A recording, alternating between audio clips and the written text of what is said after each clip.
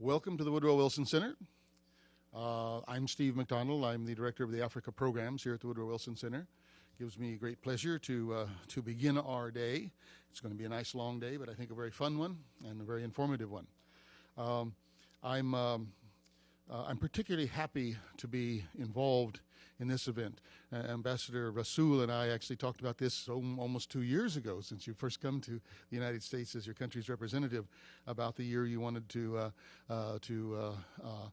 get involved in honoring former President Mandela and all of Madiba's accomplishments. A special year for South Africa, and I know it's also the year of the anniversary of the African National Congress and a number of other things. So it's just a great year, and we've been having a lot of events around South Africa and South African issues. And so this day is a continuation of that, and I'm very happy to be able to co-sponsor this with the South Africa Washington Intern Program and the South African Embassy. So thank you very much, Ambassador Rasool, for that, and to my SAWIP colleagues for all the work you put into this. I don't see Claire in the room right now, but you all probably know her and know the hard work she's put into this. So anyway, I want to welcome you to the center. The Woodrow Wilson Center is the official living memorial to former President Woodrow Wilson. Wilson was the only American president to have a PhD and be a true academic. As you probably know, he was the president of Princeton University before he went into public life, and he was the author of many books and a true academic, and he felt very strongly about the need to bringing together the worlds of ideas and the world of policy. And so that's really what we're about here at the Woodrow Wilson Center, is to bring together practitioners and experts and academics and those who work in the fields of interest with people who are making policy towards those areas. I like to say it a little bit differently than we normally do, and say bring the people who actually are living the policy and the policy impacts together with those who make the policy. So it's a very important endeavor that we have here. In the Africa program, of course, we always look at South Africa, always interested in developments there. It's an economic and I think inspirational driver for the continent. I take personal interest in being here today before you because South Africa is very dear to me. I worked and lived there from 1976 to 1980 as a U.S. diplomat, a young U.S. diplomat. Come and go every year since. I'm married to a South African, know the country quite well, been very involved for a number of years in some critical issues that have affected your country and your continent. So it gives me a great pleasure to be before you. But my role is not substantive. My role is just to get us started and to introduce your next speaker, who is going to be Saif Islam, who is one of the SAWIP interns, and is going to give us some opening remarks. Saif is a master's student at University of Cape Town. He's studying international relations. And so with a little further ado, let me ask Saif to come up and join us.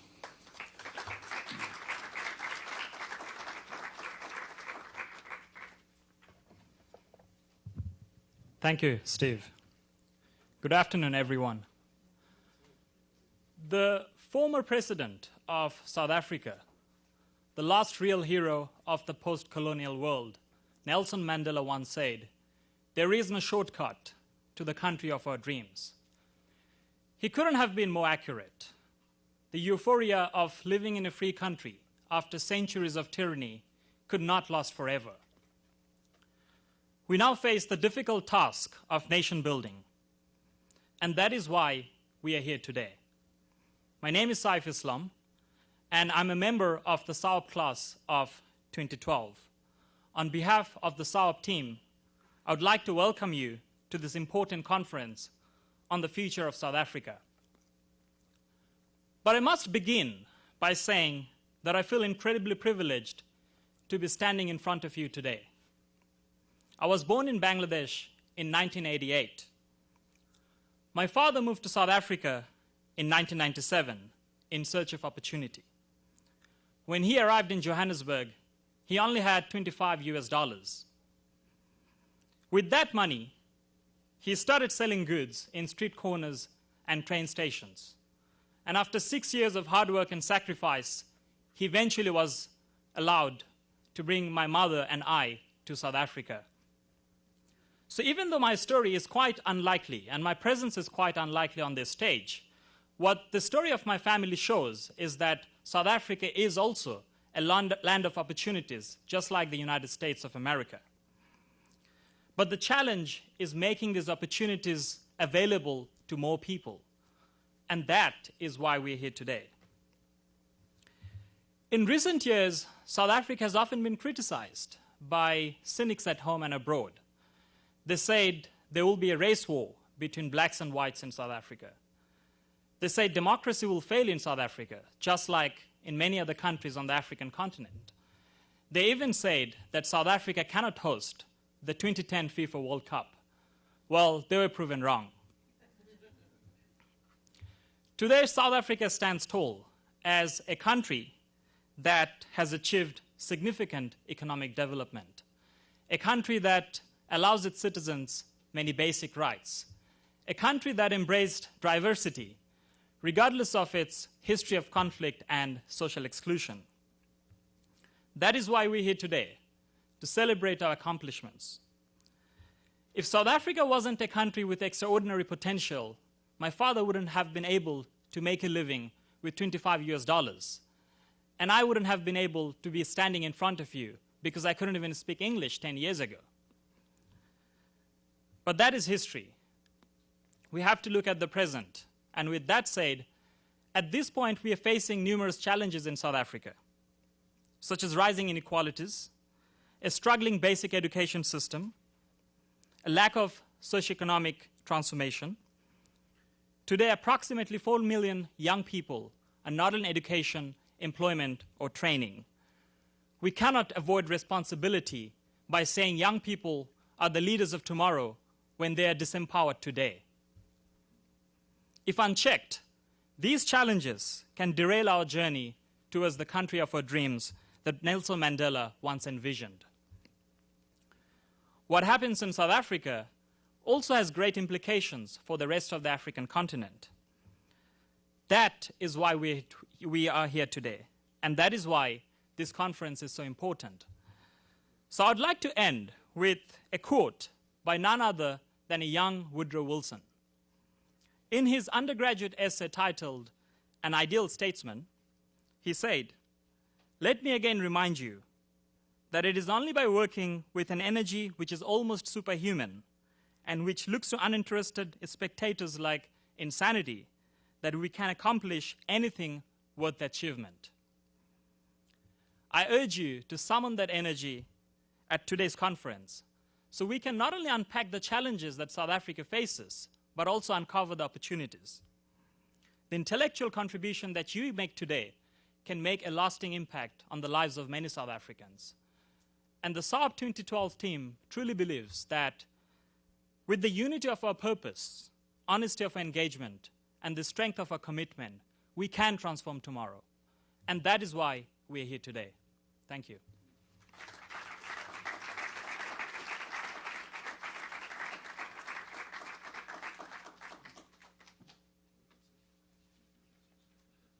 Thank you, Saif. Remarkable story. Very impressed. If this is what we've got to look forward to the rest of this afternoon, it's going to be very interesting. We're now going to have a video presentation from the U.S. Ambassador to South Africa, Donald Gips, who's going to give us a few words of greeting as well. So let's turn it over to Ambassador Gips.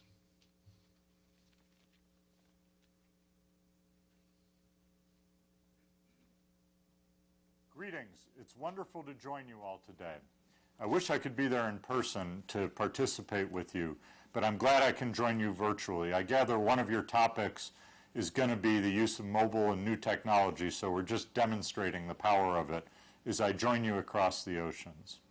You're incredibly well represented today, though, by my dear friend Ambassador Rasool, who I think is not only an incredible advocate for South Africa, but is an example of the type of partnership that we hope to build between South Africa and the United States.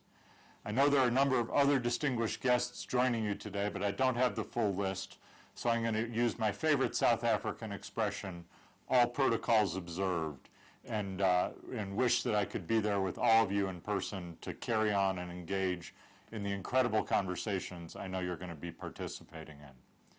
But I did want to take one moment in particular to reach out to the SAWIP graduates. You are an incredible group. I've had the fortune, the SAWIP participants, I've had the fortune to meet with them here in South Africa. And I think they're emblematic of the type of leadership that Africa and South Africa needs. You know, President Obama in his speech in Ghana talked about the future of Africa is up to Africans. And I think it's that next generation of leadership that's going to be so critical. And it's why I wanted to participate with SAWIP in this program, because SAWIP is helping to build that next generation of leadership. That generation that's going to help create jobs, economic development on the continent, and I believe will help Africa realize its potential in this next century. And I do believe this next century can be the 21st century will be the century for Africa. The topics you're covering, including economic growth, I think are incredibly important. And I think the relationship between the U.S. and South Africa is essential. We are not participating at the level we need to in this African growth story. And I hope you'll take away from the conversations today how large that opportunity is. I know Ambassador Rasool will highlight that, and that we'll get more and more Americans participating in this great growth. And it's also why I'm so excited about SAWIP, because I think it helps build those links that will allow for the partnership that allows more and more trade, more and more cultural exchange, more and more participation between the United States and South Africa, and helps us build that type of partnership. I wish I could be there in person to participate.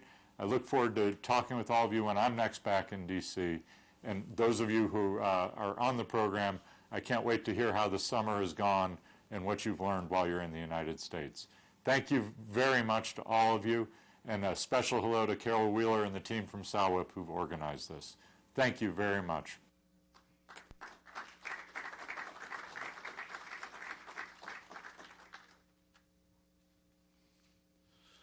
Thank you, Ambassador Gibbs. Let me segue quickly into, because I think he gave us a very nice segue into introducing Ambassador Rasool. Ibrahim Rasool has been the Ambassador of the United States since July of 2010. I met him early on, and I hope I'm not overstepping bounds to call him a very good friend now. He and his wife, we've gotten to know each other well. I've known every South African ambassador to the United States going back to about 1980. And this is the best one you've had. And I mean that quite sincerely. His ability to reach out into the broad American community, to his thoughtful analysis and presentation on issues of great importance, including things like radical Islam and the Islamic community that are so important to us today. He's a very calming influence around this town. And he goes far beyond just representing South Africa, although he does that very well, but representing Africa. And we're very, very happy to have him here. I won't elaborate on his career. Of course, he was an ANC activist for many years, several positions, both national and provincial, culminating with being the premier in the Western Cape before he was given this posting. So we're very proud to have him as your representative here, and I'm very proud to introduce him.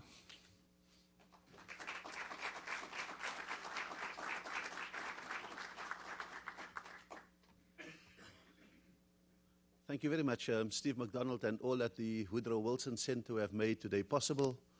A special greeting to the SAWIP members and especially the young students from South Africa and all of you who have made this journey here today. I was hoping that this board that they put up would have some remarks because I was in such a hurry to get here that I left my notes in the car. And my mind has been racing about what do I say to an illustrious crowd like you without any prompts in front of me. But I thought that maybe I should really just start my greeting with a phone call that helped make me late. And that was a phone call from the supreme guide of the Muslim Brotherhood in Egypt, Fadilatul Murshid, Muhammad Badi. And it was a very anguished call because amidst the euphoria of having had a successful democratic election and a candidate from the Brotherhood becoming president of Egypt was the long shadow of the military in Egypt and an anxiety about whether countries like the United States and Europe, long-standing democracies, choose democracy, whether it sometimes delivers the desirable result or not. And so there was a great tempering of a celebration that would usher in, hopefully, a new era in Egypt. And the reason for the phone call was very simple, that a country in transition and wanting transformation needs the help of a country like South Africa. Sometimes you see a democracy perfected over 200, 300, 400 years.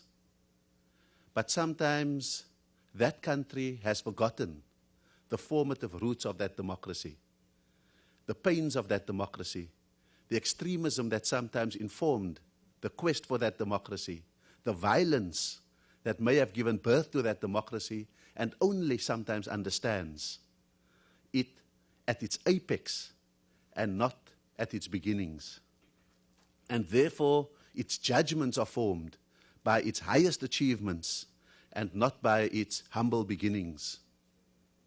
And South Africa seems to represent, for a country like Egypt and for countries of the Arab Spring, a country that represents the faltering nature of establishing democracy, a democracy that endures despite the sound and fury at its most painful moments. And so the request was a very simple one. Can the land of Nelson Mandela help in ensuring that Egypt has both a transition and a transformation? And I use the two terms advisedly because it is sometimes easier to have a transition, a shift in society, but not necessarily a transformation, a change in society. And so Egypt at this moment represents a shift from Mubarak to something else. But will that shift or that transition lead to a transformation? And part of the reason for unpacking that in a sour discussion that speaks about South Africa's future is that sometimes as South Africans, we need to be able to see ourselves through the eyes of others.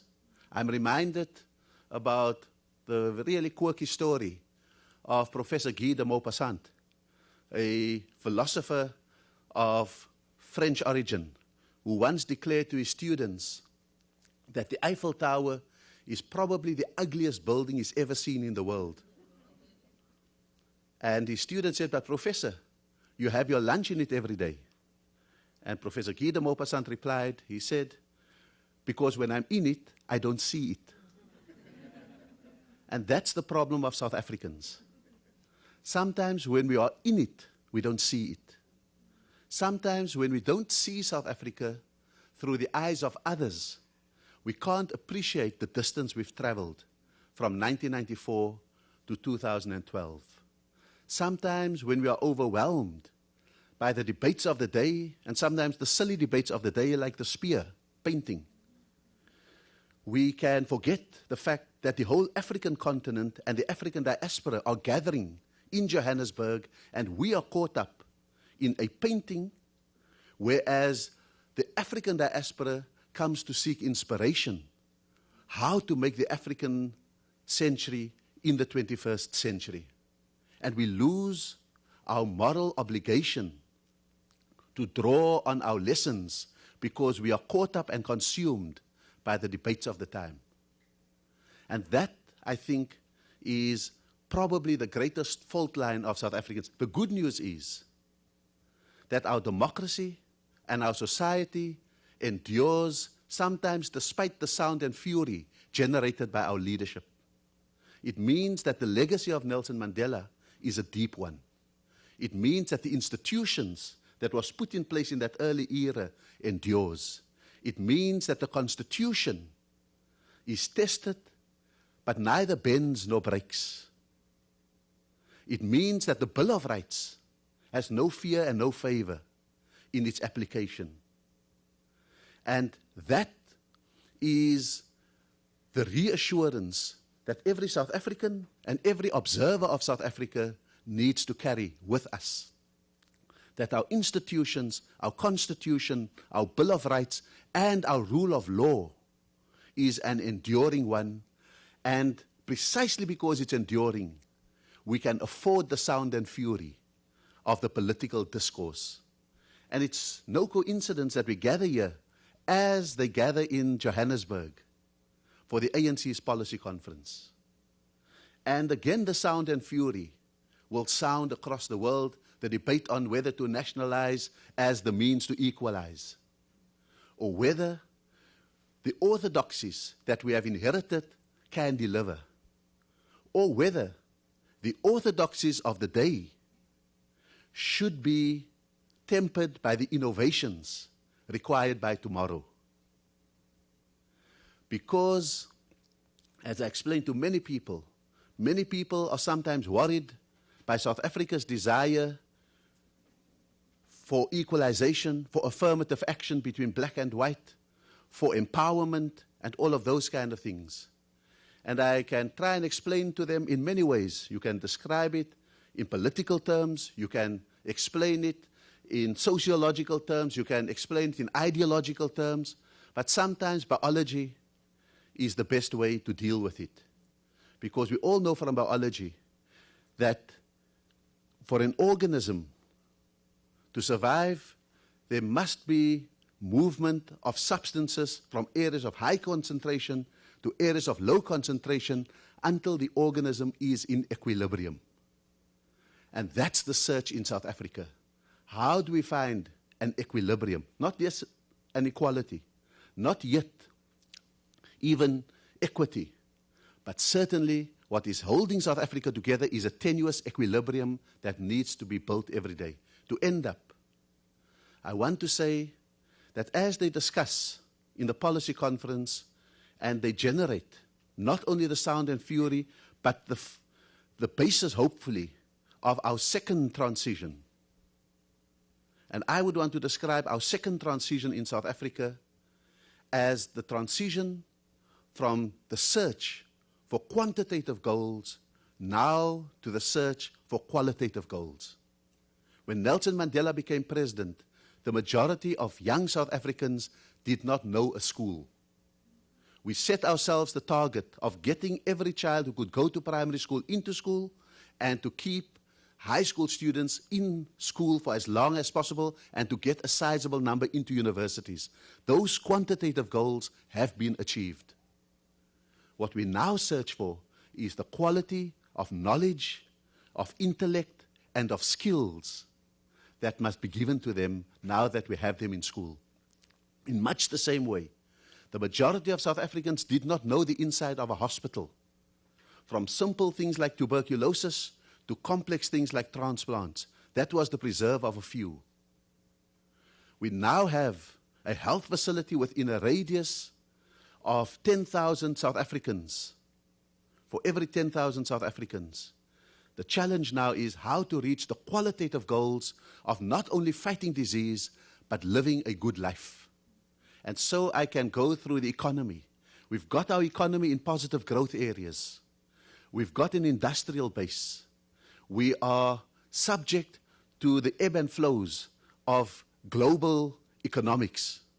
Our challenge is now not the quantitative chasing after a 3%, 4%, 6% growth rate. It is now the quality that we search as more and more of our citizens become more equal and participate in that economy. And those are the elements that will drive our second transition, which hopefully this policy conference occasions. And so sometimes the anxiousness generated by our debates, the anxiety generated by it, must keep us honest.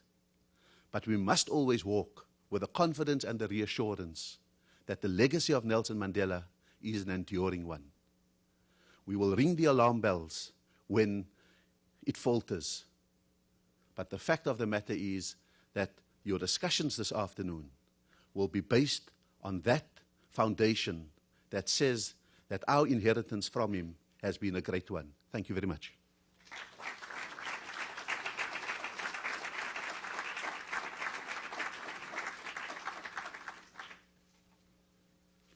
Thank you very much, Ambassador. You see why I like him now. Very thoughtful, very moving words to begin our day. I'm now going to invite to the podium Celia Duggar and Francis Cornegay, who are going to lead us in our next discussion. And on the screen, we have Murphy Morope and Frank Chikani and some other guys who I don't know, but they'll be joining us. So come on up. Yeah, the technology is they can see us. They're looking at us from that camera over there, so they're seeing the backs of your heads. They can see the panelists. If you want to wave at them, you have to do this. Okay. And we are being webcast live, I'll point out. So when we get to the questions and answers, please wait for a microphone to come your way before you ask that question so that you'll be caught in the broadcast. Okay? See you. Thank you. Thank you. It's a great honor to be here and with such an esteemed group of panelists and such inspiring remarks by the ambassador to introduce us. Reverend Frank Chikani is an extraordinary participant today. He has been at the very heart of South Africa's modern democracy. He served throughout President Thabo Mbeki's term as the Director General, deeply enmeshed in all of the critical decisions that were made. As a young man, he was a student leader and a religious leader in the efforts against apartheid, served repeatedly in detention himself. Murphy Morobe is CEO of Kagiso Media. He also was a leader in President Mbeki's administration as a spokesman for that administration. He too was a leader in the anti-apartheid movement, served at Robben Island, and it's good to have him with us as well. And we have Francis Cornegay, who is a researcher at the Institute for Global Dialogue and a fellow here at the Woodrow Wilson Center with deep knowledge and expertise in South African foreign policy and American-South African relations. I guess I wanted to start off sort of bouncing off what the ambassador was saying. You have here leaders from the first liberation generation, and now you have a second generation of South Africans here. You have tumult in North Africa and the Midwest, Mideast, led by young people. In South Africa, you have a lot of unrest and unhappiness among the youth about very high rates of unemployment, dissatisfaction with the state of education. What would be your advice to this generation of South Africans of what are the most important things they can do to make this inspiring democracy live up to its full potential for its current rising generation of young people? Reverend Chikani, perhaps you could start us off. You know, good afternoon for those who are in Washington. Thank you very much for the introduction, and thank you for the ambassadors for the comments and remarks they've made. I must say that coming here and having to talk with the younger generation, I must say that when we started in '94, the people of South Africa, especially those who were historically victims of apartheid, understood that it would take some time to correct the injustices that have been perpetrated against them. We knew that not everybody will have a house overnight. We knew that the roads won't be fixed overnight, the water, the electricity, and all those issues. People were patient, they waited, but there's a limit to the patience. And I think that's why the debate policy debates today raise those questions about how long do you take to correct the injustices of the past? How long do you make sure, do you need to take to make sure that we get rid of poverty as it expresses itself in our country? And then there is also the question about poverty and inequality, which we are dealing with, and unemployment. And the question is, when are we going to see it defined, not in terms of color of people, but in terms of realities that you are facing in a country? Inequality is a problem of everybody around the world, but once it gets expressed in terms of color, it sends certain negative messages. I would say to the young generation, you have a task before you, and unfortunately you start from a clean slate. We started from elsewhere.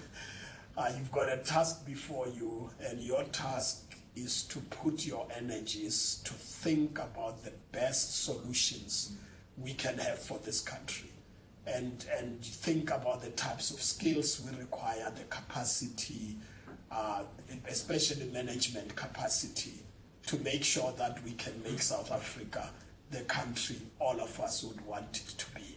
I would say that's the greatest challenge that we face at the present moment. I'm looking forward to the new generation, that they will be able to take on the task. But generally speaking, this is a fantastic country, lots of potential, lots of capacity. We have possibilities that many other developing countries do not have. And I think we can actually be leaders in that process to show the way. Thank you. Mr. Morobe, you've served both in government and in the private sector now. What would be your word to this new generation? Is it more important that they go into government service, or that they be entrepreneurs, that they be school teachers? What do you think are the most crying needs of the country at this point? You know, one of the major requirements, especially for a developing economy like ours, is skills and skills and skills, especially for young people. I do a lot of work with young people. I'm the chairperson of CTS South Africa, which works with young people. They do community service. We talk about values.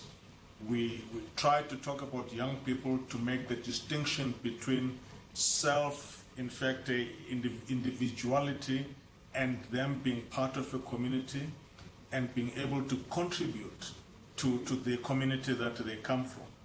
Because that helps to give them the perspective that where they are in life is not just because of themselves, it's because they have to learn to walk with others. So in this particular case, I think that the young people today are, I get a lot of inspiration from being with them.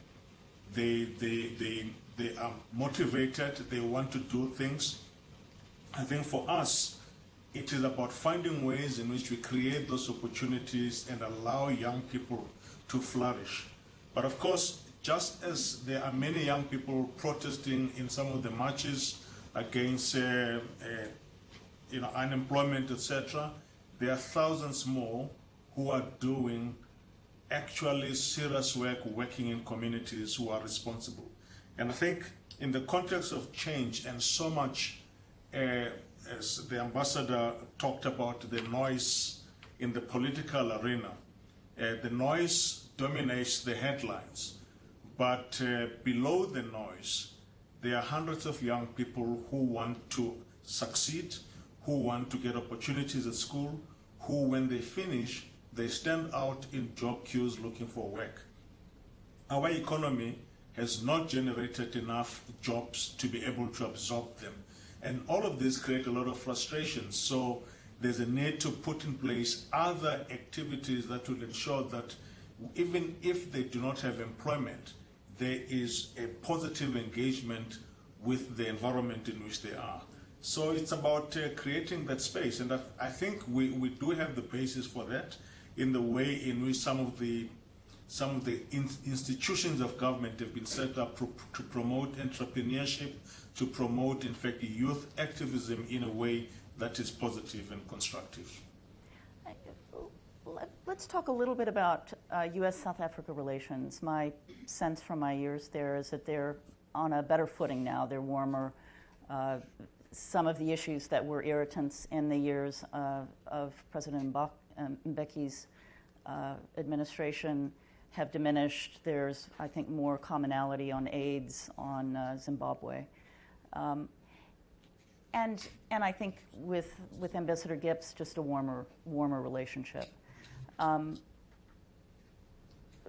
Cornegay, what do you think the United States can do in collaboration with South Africa to help it achieve the kind of society it's hoping to be, with more economic opportunity, not just for the highly skilled, but for the less skilled in education and economic development, going beyond its current fabulous partnership on global health issues? Thank you.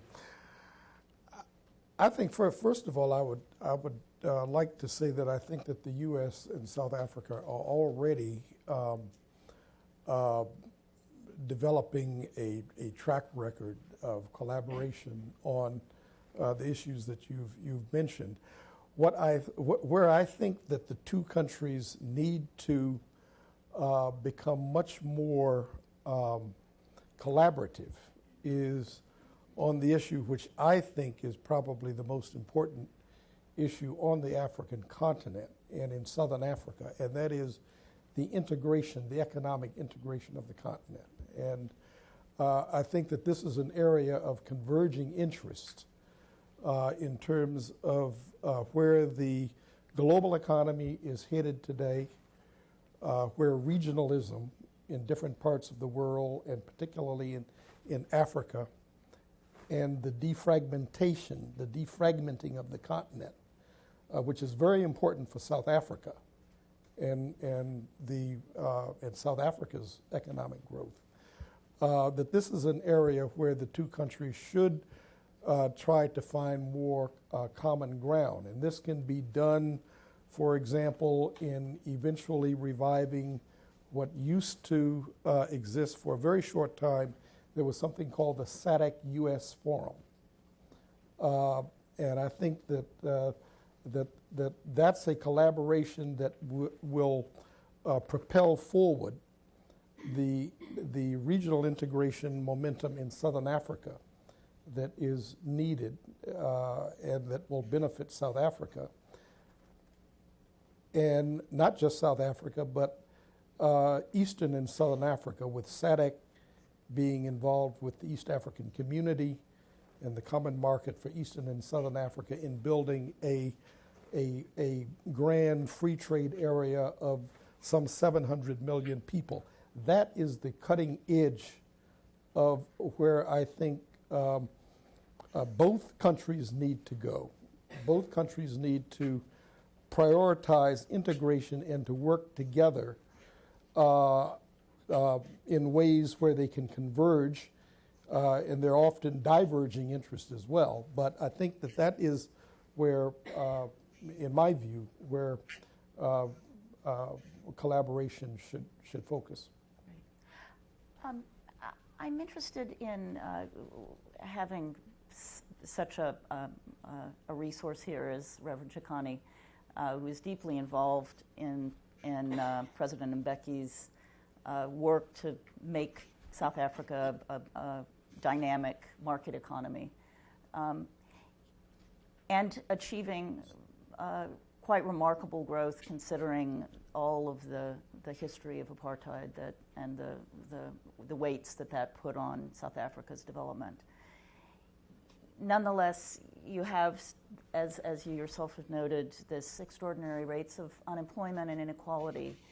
What do you see going forward the country can do to not just speed the economic growth, but to spread the benefits of it more equally and to those millions of people who have trouble finding work?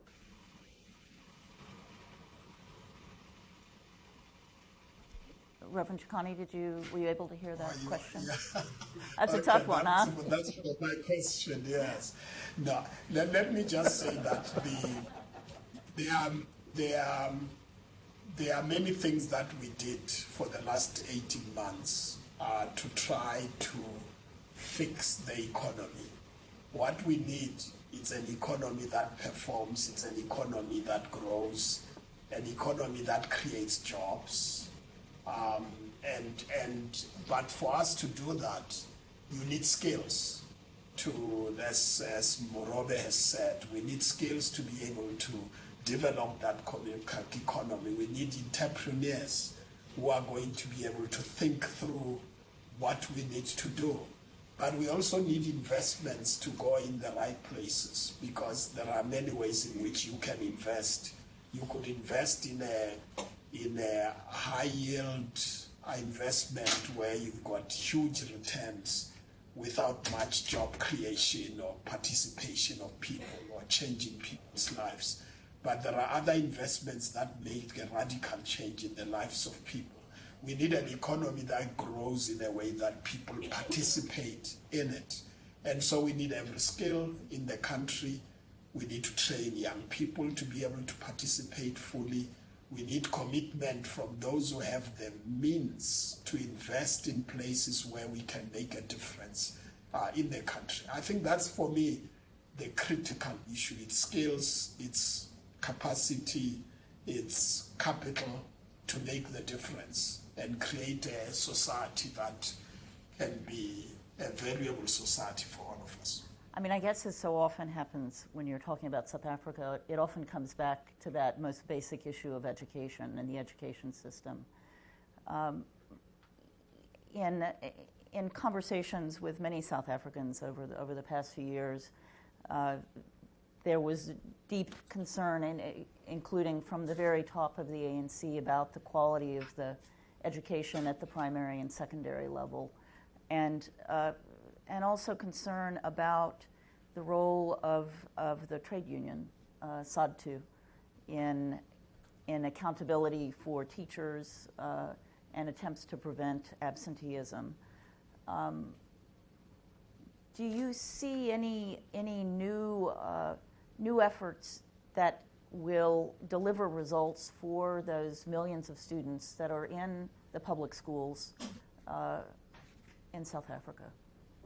Either Mr. Morobe or Dr. Chikani. The greatest, let me just say before Morobe comes, I think we, like the ambassador has said, we were determined to make sure that every child goes to school. We are determined to make sure that everybody has access to health facilities.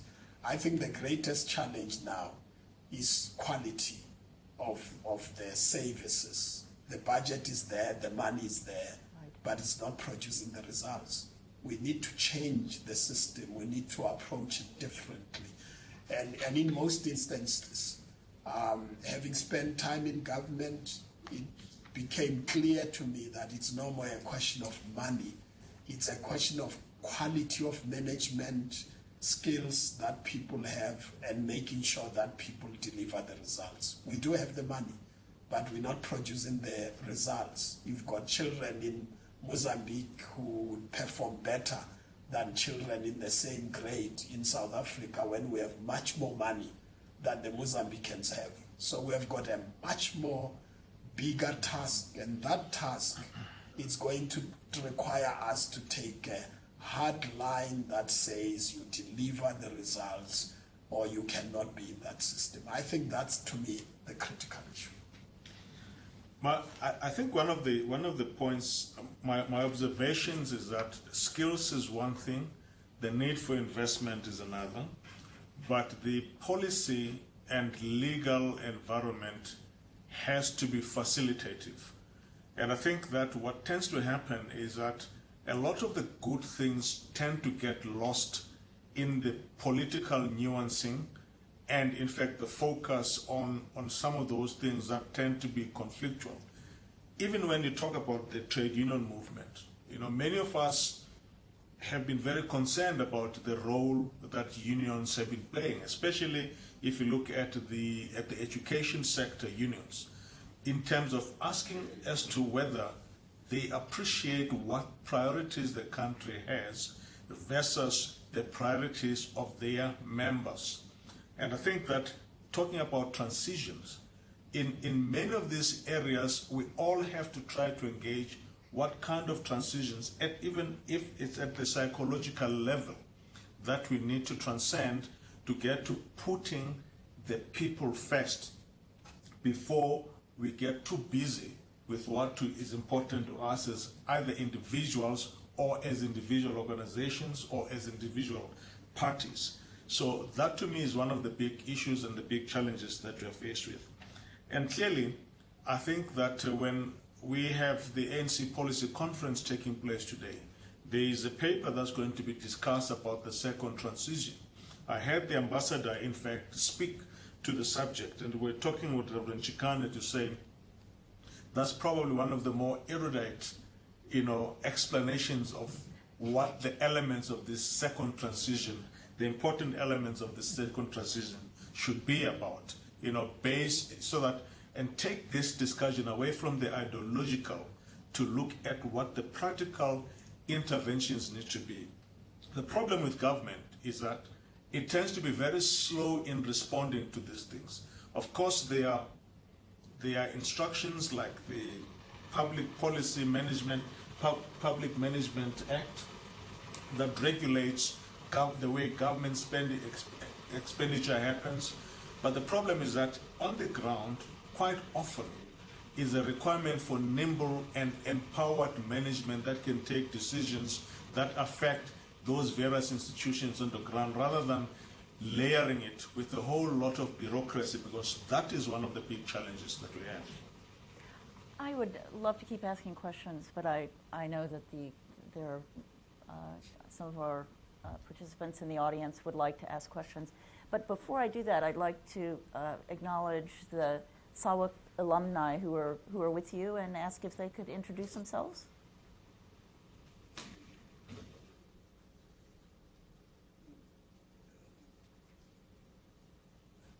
Hi, my name is Sizwe Mpofu Walsh. I'm an alumni of the program. I was an intern at the Office of Congressman Donald Payne last year. I'm a student at the University of Cape Town in politics, philosophy, and economics.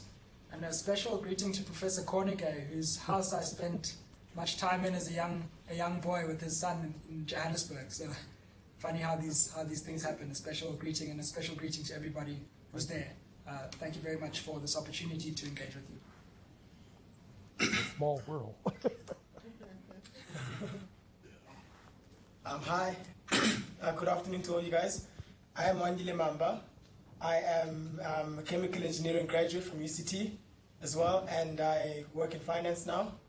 And it's good to be here. It's good to be discussing these critical issues. I think these are very, very important issues around the future of South Africa, and hopefully the discussion can also speak to the future of Africa as well, because I think the two are tied, the two destinies are tied. Hi, I'm Tess Peacock. I studied politics, philosophy, and economics at UCT, as well as my postgrad in law. I'm now trying to be a lawyer at Webber Wentzel. I'm very grateful to have this opportunity, and I suppose all I want to say really is that my heart is in the public sector, and I want to be a public servant, and I want to be in those management positions. And I hope that everyone in the SAWAC group, finds a place somewhere in the South African economy or sector, and to be contributing members, so that we can see the vision that we're talking about now. Thank you so much.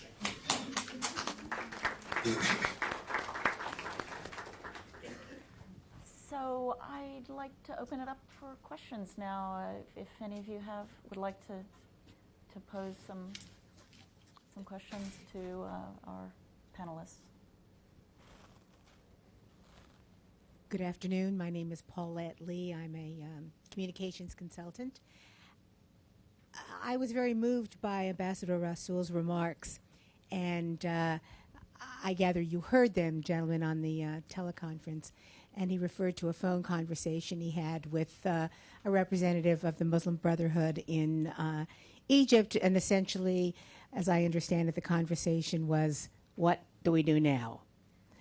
Looking for some guidance in establishing a new democracy. I would like to know your responses to that question that I've posed in brief, and particularly the younger people. How would they respond to that? Thank you.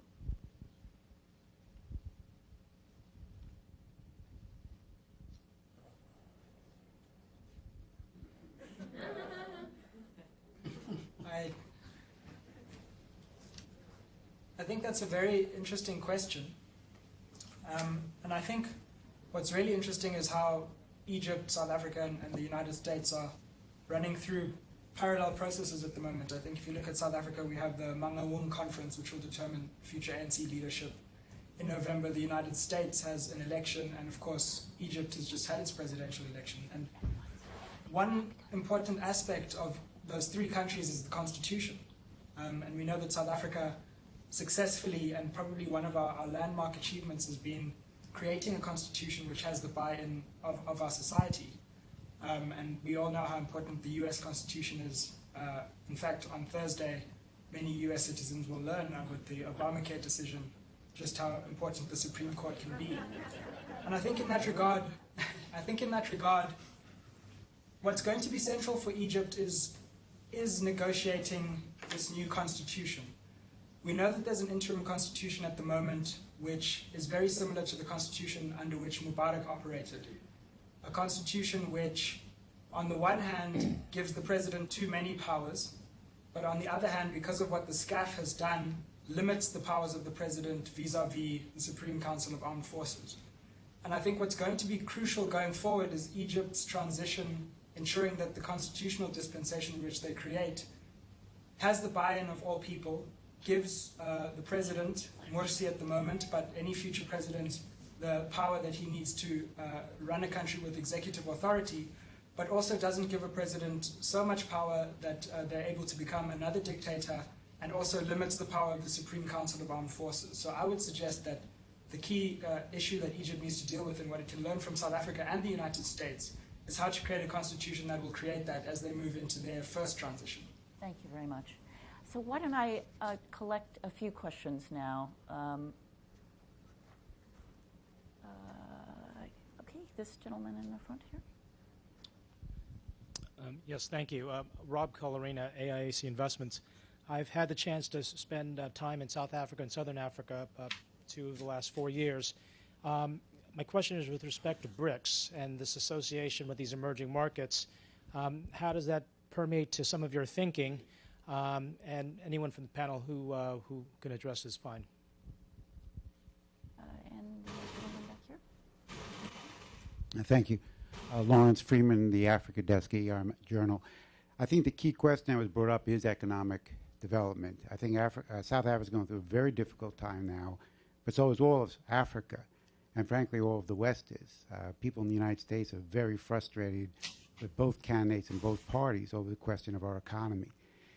The question is, what is the way forward? And I wanted to get an idea of what South Africans think is the pathway, because the current financial system is now in great jeopardy, especially in the transatlantic. And a lot of people are saying we can't keep this system, this old system of financial bailouts.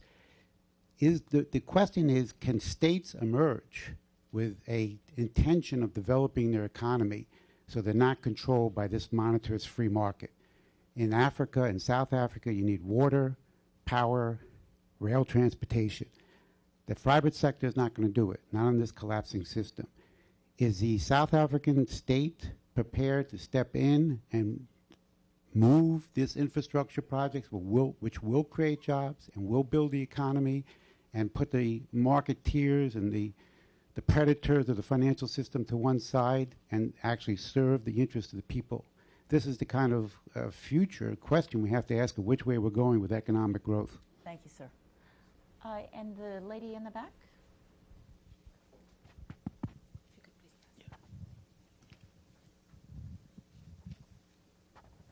My name is Voyo Masisi. I'm with the South African Embassy. I'm also a young South African. And I'm honored to be, sitting here with Reverend Frank Shikane and, sorry, I saw your name, but one of our leadership in South Africa. My question is, I think one of the challenges in South Africa, especially for youth, is the youth's participation in the quality of our democracy and ensuring accountability, especially with regards to service delivery. And I just want to know, and anyone can really answer this question, is what the panel thinks we can do to address this issue of increasing the youth participation in the country beyond political parties and beyond the streets in the protest culture, and dare I say even beyond the vote, so that they can actually affect national issues that are pertinent to them as youth. Thanks. Mr. Cornegay, perhaps you'll start off and talk a bit about the BRICS question and the economic development question. Okay. Right. Very apropos in the sense that South Africa is very much involved these days in laying bricks. and what that has to do with is the fact that in a sense, if BRICS did not exist, it would be invented in some form or fashion, given the historical juncture that we are at the moment, because there is a much recognized now global shift of economic gravity from from west to east, north to south, transatlantic to a swath of basically a tricontinental Africa, Asia, Latin America, southern hemispheric configuration. South Africa is very much caught up in this. So the question about BRICS and investment is very germane right now, because BRICS represents an alternative pole of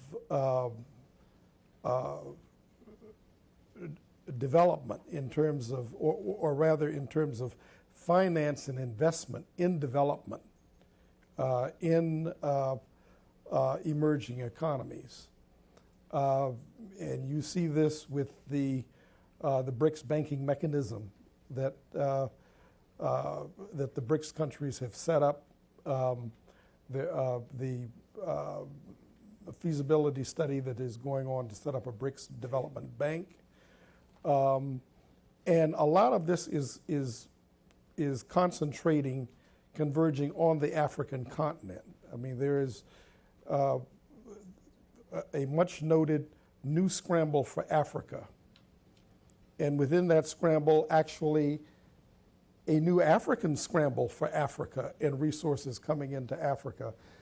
Since we now have recently announced the SADC wants to set up a development bank to compete with the Development Bank of Southern Africa. So there is a lot going on. And this is at a time when essentially there is a crisis of global capitalism, which is being played out in terms of how that feeds into the processes of integration, which we're seeing in Europe. And that will have a major bearing on much that will unfold. But Africa is very much at the center of this. South Africa is essentially the default leader of the African continent at this point in time as a member of BRICS. So that, in a nutshell, I would say, is where this whole issue of BRICS and economic growth comes up. And basically, it's all options open right now. there are no, I think that the orthodoxies that Ambassador Rasool mentioned in the opening, all of these orthodoxies are up for grabs.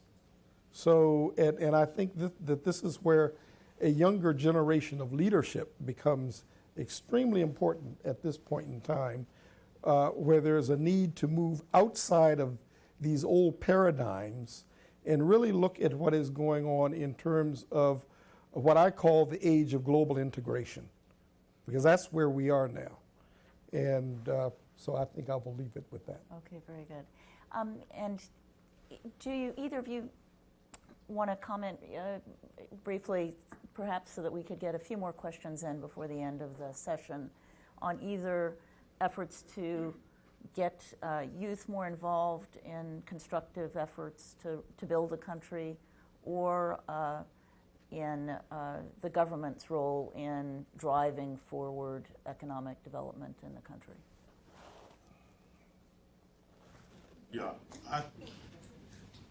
Just before that, one of the points I wanted to include after Dr. Koenig's comments relates to BRICS. And that one of the issues for me is that the narrative and the terms of engagement at that level are being redefined. And I think from South Africa's perspective, we also have to quickly learn to engage at that level.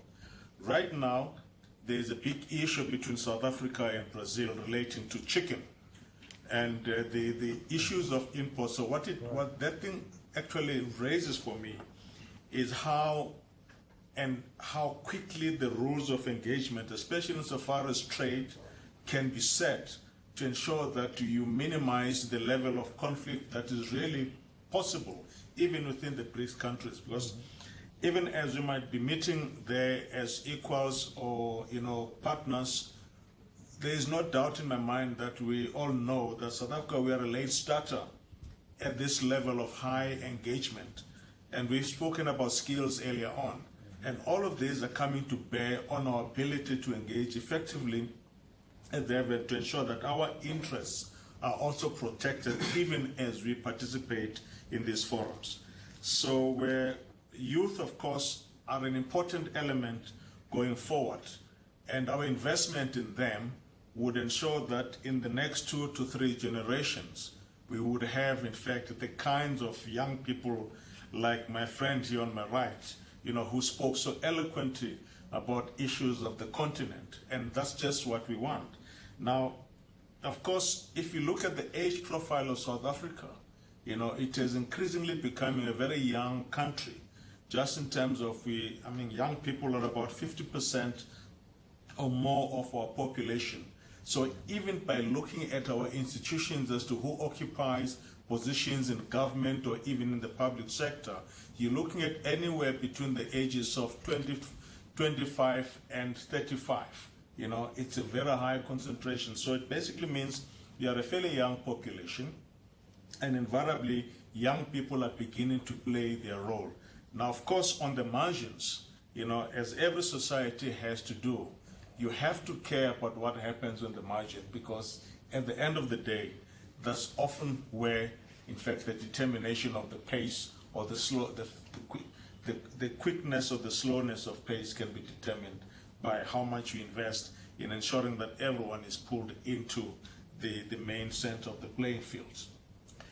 Well, about the young people, I think they should answer that question for themselves about participation. It will be good to hear how they think about it. But let me say a few things about the economy.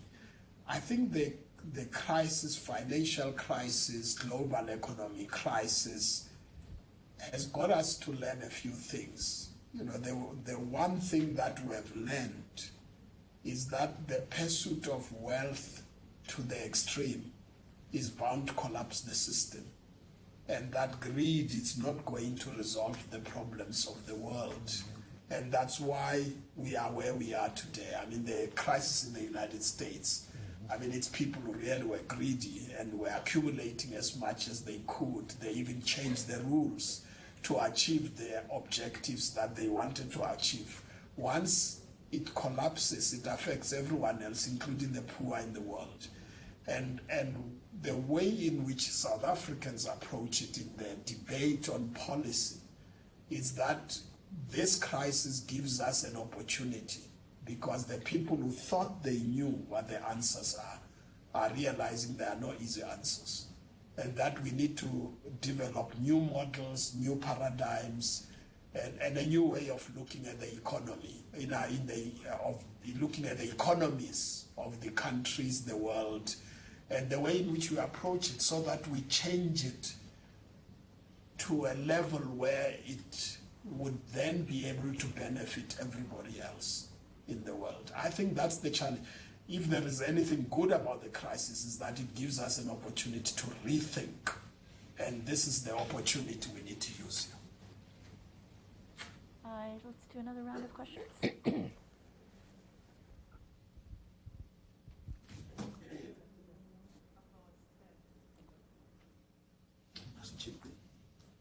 Good afternoon. I'm Lois Ted from Majority and Women-Owned Businesses. I was involved with the South Africa Roundtable in Baltimore when Gore was in office. Are any of you familiar with that at all? And because we were involved, they were sending over NGOs and small business fellows, and Mbeki attended himself one time, and he asked the question, how's it going? And Gore did. And I made the statement that the NGOs and small businessmen were telling me, a small businessman can go to shop for his wares to do a job and get arrested just for shopping. And when I said that, Mr. Gore couldn't believe it, and he asked Mr. Mbeki. And Mr. Mbeki says, well, it's getting a little better, and I'm asking you, has it changed? Because I'm told over and over again that too much of nothing has changed there. And we have a group called the Civilized Society there that really wants to get into the business of Black economic empowerment. Can you speak to that, please? And we are prepared to put jobs there as well, and economic empowerment there from some of the companies that we have dealt with. And I can get in touch with you for that, but I want to hear what. Either a gentleman in the back there? I think the one in the middle there.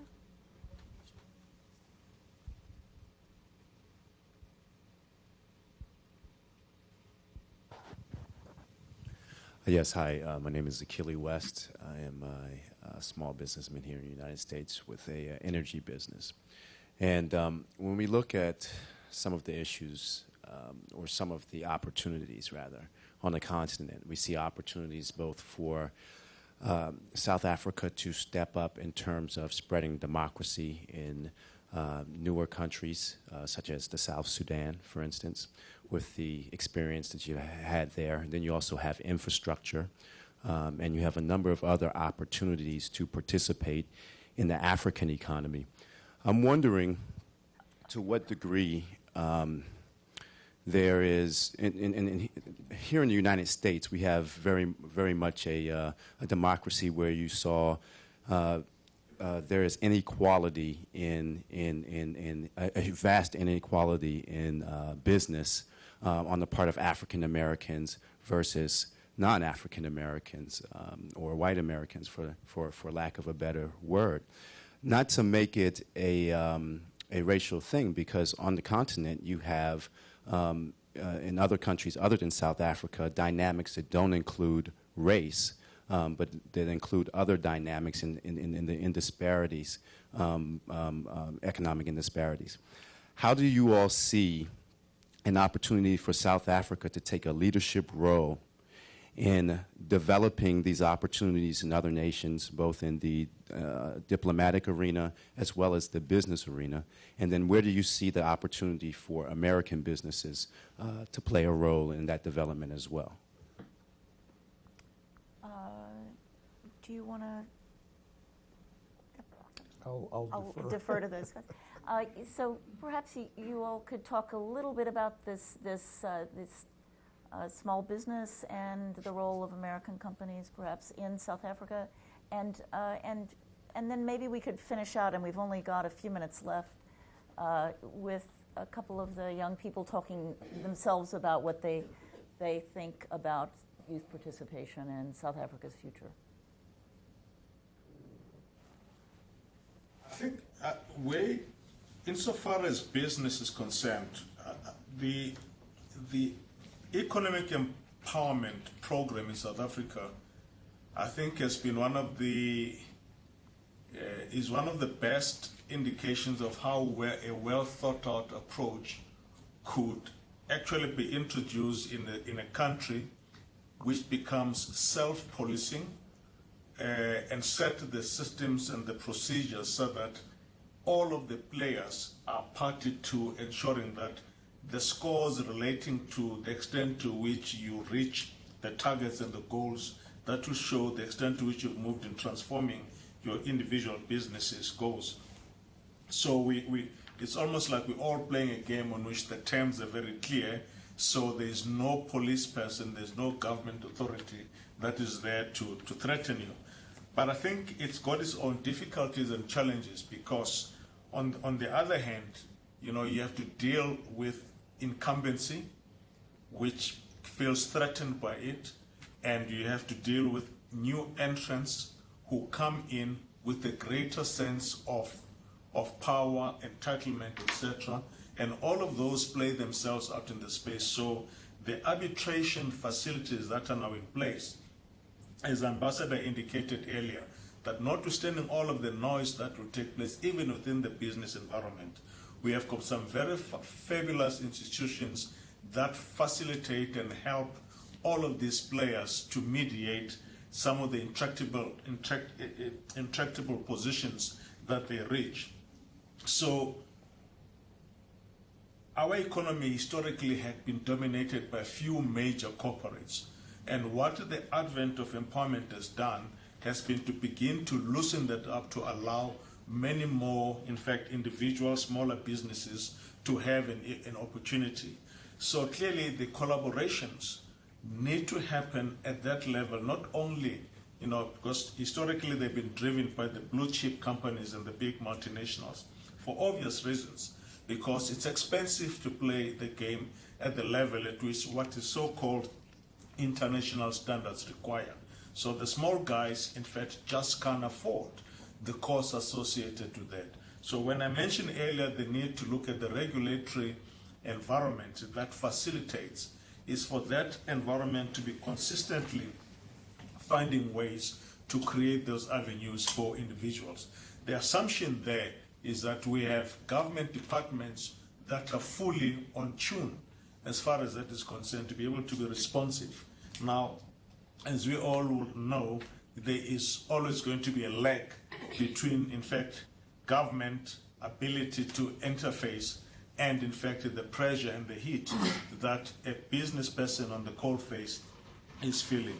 So that's always the challenge there. And but I think that those engagements, business-to-business engagements, are important. Just as even during the apartheid era, we took a view that governments are a problem because some governments supported the apartheid government, and we took a view to strengthen people-to-people relationships.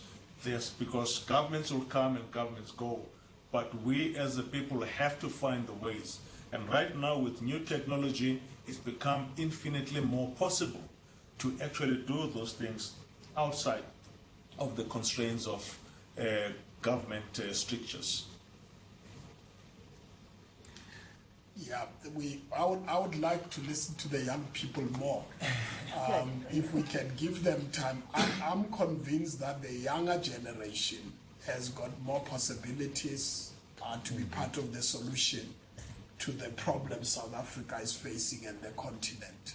And we just have to enable them. We must create the space, we must create the possibilities, we must be able to also make the means available to enable them to do what they should do. I mean, there are creative young people I've met in this country who are dreamers, and we need to enable them to do what they think they can do best. And I think we should spend more time really creating those possibilities. Why don't the three young people with you, just in very briefly, in a minute or so, give a final comment about what you think the role of youth and perhaps your own role will be in the future of South Africa. Okay. First, just to answer that, there was a question about the state intervention in the economy in South Africa. And I think the South African government has done quite a lot to intervene in the economy, and I think there's a fine balance there that you need to play. So, for example, with Eskom, which is a state electricity company, state control there has allowed it to give electricity to places where capital wouldn't have wanted to go. So it's definitely played an important role there. The infrastructure in South Africa, the government has spent billions, invested billions now, so infrastructure development planning to build rail, more roads, and the toll roads and the Gautrain and other forms of transport that allow us to get to places quicker. So the government has really played a solid role in infrastructure development in South Africa. In my opinion, what needs to be done is more around the intra-Africa trade, which is something I think a lot of us are passionate about. The fact that Africa only trades 10% within itself is really why the shocks of Europe and America affect ordinary Africans so much. Africa is very rich regionally. So you go to Mozambique, they're rich in coal. You go to Nigeria, there's a lot of oil and that kind of thing. So there is no reason why Africans should be importing food, for example, because there's so much arable land in Africa. And that's where I feel that the role, certainly we feel that the youth should be playing more of an active role in terms of equipping ourselves to play a role beyond just thinking about South Africa, just thinking about your own individual space, but thinking about how to pull together all these resources that we all have as Africans for a bigger common goal. I think we would achieve so much more as Africans if we stop thinking just where I am, but thinking of how to pull these resources together. It's very difficult for the youth to engage with the state in South Africa because we certainly feel that the politics have become very survivalist. It's about surviving in these politics. It's about putting food on the table. It's about, staying in power for the next term, It's no longer about, it's fundamentally about what's in the interest of the people. So I feel that the youth should create spaces outside of the state, so spaces outside of government and within the youth themselves to say, what can we do as youth in terms of education, in terms of entrepreneurship, in terms of understanding finance, in terms of understanding how the regions interact. So I feel that the youth certainly has a big role to play in South Africa, but it's not so much in the state, it's not so much in government, it's not so much in politics, but it's more in the economy, in turning these dreams into reality that a lot of people have sacrificed their lives for. And would either of the other young people like to briefly make a comment? Well, I would just like to say something in relation to youth participation. The question said, well, how do you get the youth to participate beyond political parties, beyond voting, and to enable, how does the youth affect national issues? I think one of the biggest things for me going to Washington was seeing how real it was there, where people saw going into government as a viable option. People with skills saw going into government as a viable option. And in South Africa and in amongst the people that I study with at university, going into government was it wasn't even considered. It was, we go into civil society or you go into the private sector. And I think that's where we need to work at and make sure that government is viable, it's reputable, and people want to go and work there and be public servants.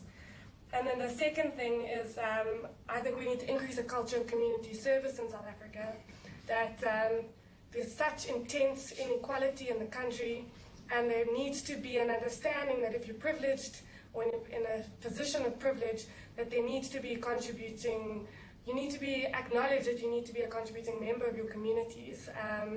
And whether it be all university students do however many hours of community service a year as part of their degrees, or you do a year as a graduate outside of graduating, and you do a year, be it in community centers with regards to law, be it in social work. Every person's got something to contribute, and I think that we need to do something drastically and quickly about the inequality in this country, and I think community service can go a long way in bridging those gaps. I've given a lot of thought to this question because I think it's the central one which confronts young people in the country. And I think what's sad is recent data shows that political participation from young people is actually decreasing. In the last 5 years, it's significantly decreased. I think it's time for us to start mobilizing and organizing in a very direct way. And what I think is important for young people in South Africa to consider is creating an organization, a civil society organization which mediates between the state and citizens. In a very similar way that the UDF and Babu Chikane's leadership in that is to be commended, did in leading us from the transition to apartheid. So I would say to young South Africans, instead of constantly worrying about these issues and saying there's no access, let's mobilize, let's create an organization that we can rally around, and let's try to bring about change outside traditional political spaces, but still speak to very important political issues and try and solve the problem of the fact that many of the people who don't have the resources care, and many of the people who care don't have the resources. All right, well, thanks for those very thoughtful comments.